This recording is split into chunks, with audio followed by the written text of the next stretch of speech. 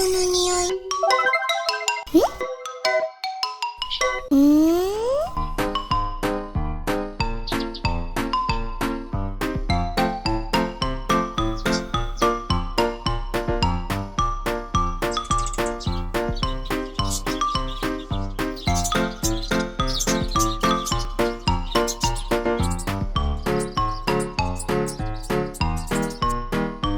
こっちの匂いも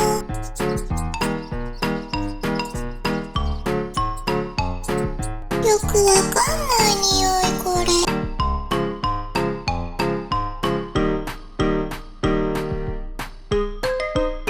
まだケアの匂いについていないのよね。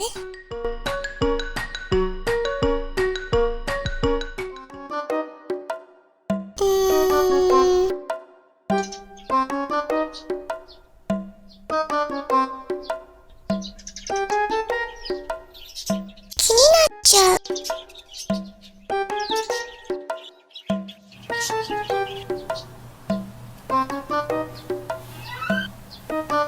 窓辺に鳥がいて気になるね。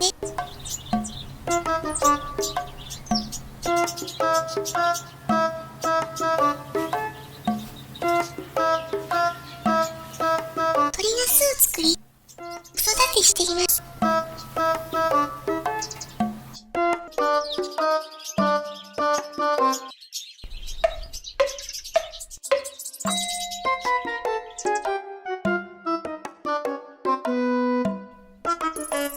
生ま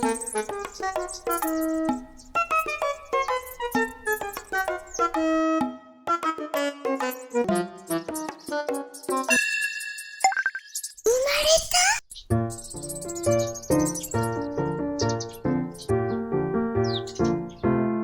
顔だって朝寝するんだって。